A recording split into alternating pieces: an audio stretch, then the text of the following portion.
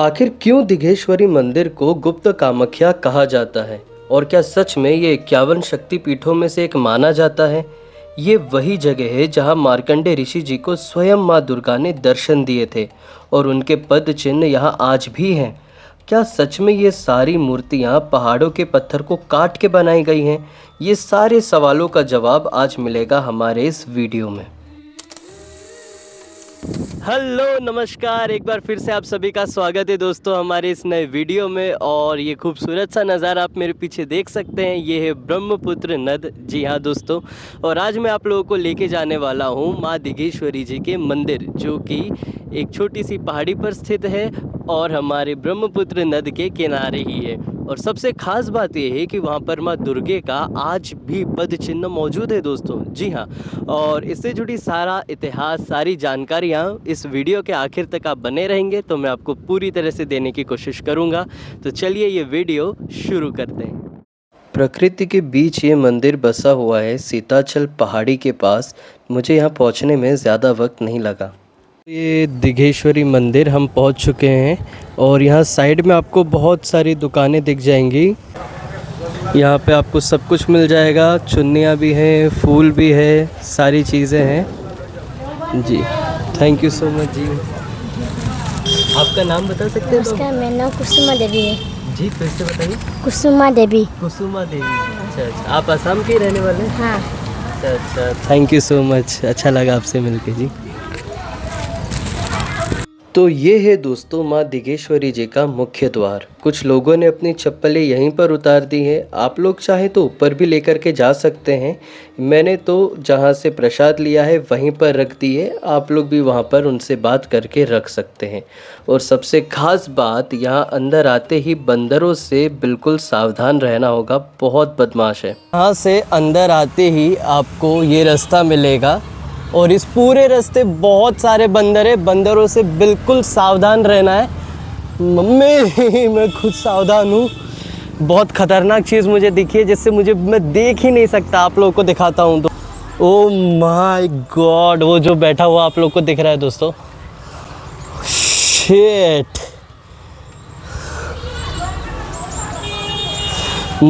मुझे खैर छोड़ दो, उसके बारे में बात नहीं करते हैं, सीधा और ऊपर की तरफ निकलते हैं अब यहाँ से हम। सीढ़ियाँ दोस्तों आप लोग देख सकते हो, पहाड़ों को काट करके बनाई गई है।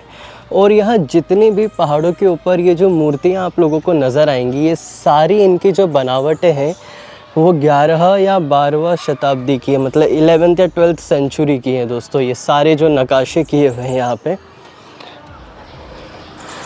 और आगे चलते हैं, कहीं बैठ करके मैं अच्छे से फिर बातें करता हूँ, सारी चीज़ें बताऊँगा आप लोगों को। शांत खूबसूरत पहाड़ी पर एक जंगल है, वहाँ पर ये जगह बसी हुई है। और देखो बंदर ऐसे ऐसे छुपे हुए हैं ना दोस्तों।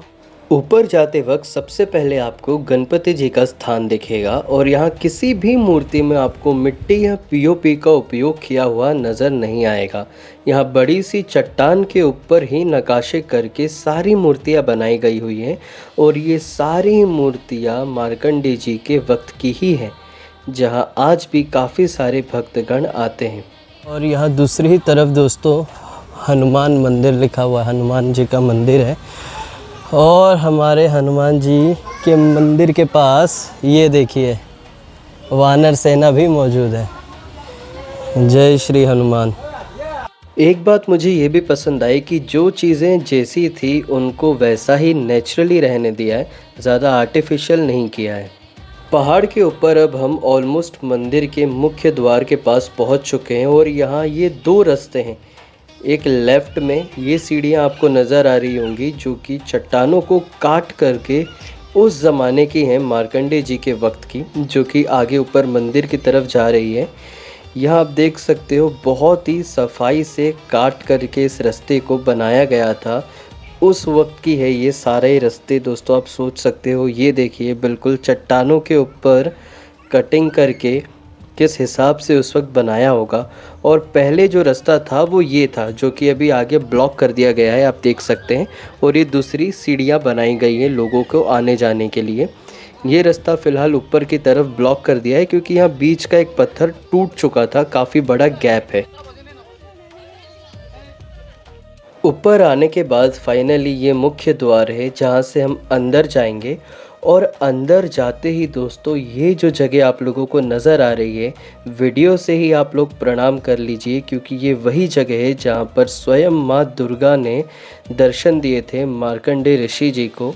यहाँ ऊपर एसएमएस में ये लिखा है, ध्यान मग्न में जब मार्कंडेय जी थे उस वक्त यहाँ पर इसी जगह जो ये पद चिन्ह आप देख रहे हैं दोस्तों, ये पुराणों में भी लिखा हुआ है कि ये स्वयं माँ दुर्गा के पद चिन्ह हैं। यहाँ पर प्रसन्न होकर के उन्होंने दर्शन दिए थे मार्कंडेय ऋषि जी को।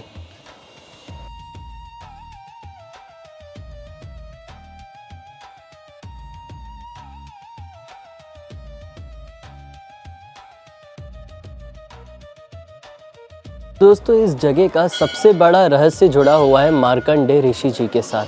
जी हाँ, वही मार्कंडेय ऋषि जी जिन्होंने यमराज के ऊपर भी विजय हासिल करके अमरता को हासिल किया था। तो जितने चिरंजीवी हैं उनमें से एक है मार्कंडेय ऋषि जी। और इसी पर्वत, इसी पहाड़ी को मार्कंडेय ऋषि जी ने अपनी तपस्या स्थल के रूप में चुना था। और यहाँ इतनी कठोर तपस्या उन्होंने की थी दोस्तों कि आदि शक्ति को स्वयं यहाँ पर उनके सामने आना पड़ा था। यहीं एक तरफ उनका यज्ञ कुंड भी है जहाँ पर उन्होंने यज्ञ किया था, माँ को प्रसन्न किया था और माँ ने अपने पद चिन्हों को छोड़ा था। आइए दोस्तों, अब मैं यहाँ से अंदर गर्भगृह की तरफ आप लोगों को लेकर के चलता हूँ। यहाँ अंदर जाते ही छोटा सा आंगन बनाया हुआ है और आज यहाँ कुछ रिचुअल्स करने के लिए पास ही के काफ़ी सारे गांव वाले भी मौजूद हैं।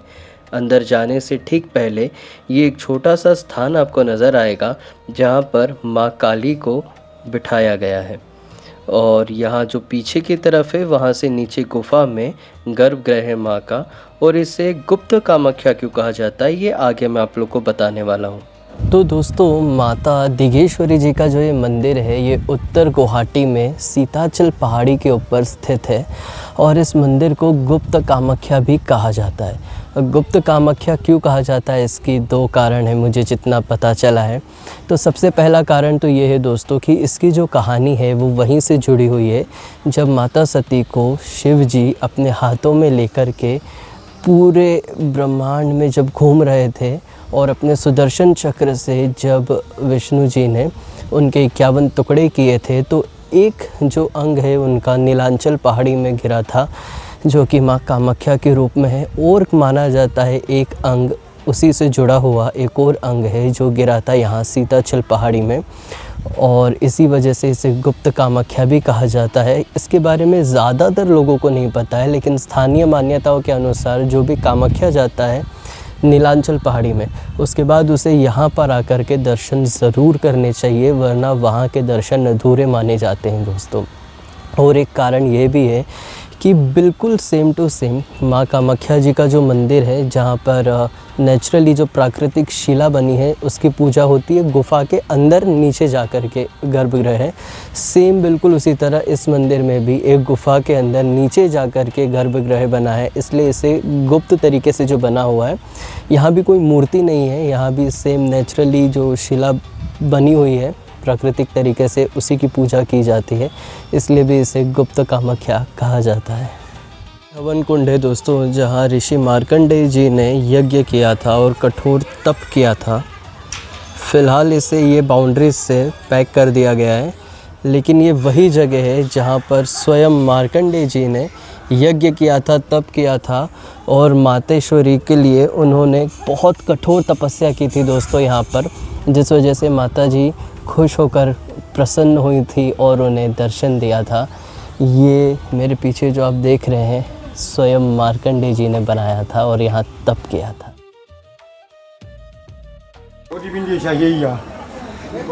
ओ ये उनका पद चिन्ह है। ओ मार्कंडेय मुनि मार्कंडेय मुनिয়ে এই ঠাইতে ধ্যান কৰিছিল আৰু ধ্যানত সন্তুষ্ট হৈ মা ভগৱতীয়ে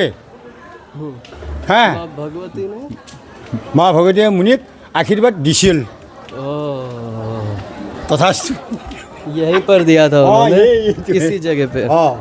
मार्कंडेय मुनि जहाँ सोया करते थे वह जगह ये बाबा दिखा रहे हैं, ये गैप में পুরাণ ছিৰিয়েছিল মা ভগৱতীয়ে তাত দৰ্শন দিছিল। ये नेचर को देख सकते हैं दोस्तों आप लोग, इस पेड़ को किस हिसाब से किस तरफ निकला हुआ है। मुझे प्राप्त हो रहा है दोस्तों, एकदम प्रकृति की स्वयं गोद में आ चुका हूँ मैं, ऐसा लग रहा है। यहाँ देखिए पूरा पहाड़, ऊपर पत्तों की छाया, माँ का आंचल, खूबसूरत दोस्तों खूबसूरत। ये भी देखिए पूरी जो बनावट है, मतलब ये पूरा ऑलमोस्ट कह सकते हो 80-90% नेचुरल है ये पूरा मंदिर। जो कुछ भी यहाँ की सीढ़ियों से लेके जो भी मूर्तियाँ हैं यहाँ, 2026 के वक्त भी ये जगह इतनी खूबसूरत हमें लग रही है जैसे कि पूरी तरह हम प्रकृति के बीच में हैं दोस्तों। मैं सोच रहा हूँ उस ज़माने में जब स्वयं मार्कंडेय जी ने यहाँ पर तप किया होगा, ये स्ट्रक्चर तो होगा नहीं, ये इस तरह पूरा जंगल होगा, चारों तरफ जंगल, और वो गुफा के वहाँ जहाँ माता जी का स्थान बना हुआ है। अल्लाह इमेजिन ही नहीं कर सकते यार क्या वक्त होगा, क्या दृश्य होगा। हम इतने ज़्यादा मतलब स्पिरिचुअली इतने रिच है हमारी कंट्री, इतने साधु संत ईश्वर ने यहाँ जन्म लिया है दोस्तों, मैं कह नहीं सकता यार। मतलब जो पहले मेरे मन में बहुत हुआ करता था, खैर है तो अब भी, कि फ़ॉरेन जाना है, अब्रॉड जाना है, कहीं और घूमेंगे, लेकिन जब पहले अपना देश तो घूमने वाली जो बात आती है ना यार, ये सब हमारे देश में है, पहले इसे तो देख लो, इसे तो घूम लो।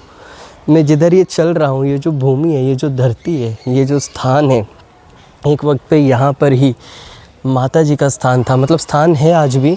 माँ खुद प्रकट हुई थी, मार्कंडेय जी यहाँ यहीं कहीं थे, इसी जगह पे चल रहे थे। ये सब मेरे मन में बहुत आता है, मैं काफ़ी इमेजिन कर पाता हूँ कि वो क्या वक्त रहा होगा। बहुत सौभाग्यशाली यार, एक ही शब्द हमेशा मुँह से निकलता है, बहुत लकी, बहुत सौभाग्यशाली हूँ मैं। मुझे मौका मिला, मैं ऐसी जगहों पर आ पाता हूँ, अकेले आ पाता हूँ, क्योंकि हर किसी का पैर बढ़ता भी नहीं है ऐसी जगह आने के लिए। मज़ा आ गया यार दोस्तों। यहाँ तक बने रहने के लिए दिल से धन्यवाद आप सभी का दोस्तों। मैं प्रार्थना करता हूँ कि माँ के शरणों में आप जल्द से जल्द पधारें, दर्शन कर सकें, और इस वीडियो को ज़्यादा से ज़्यादा लोगों तक शेयर करें और जय माता दी कमेंट करें।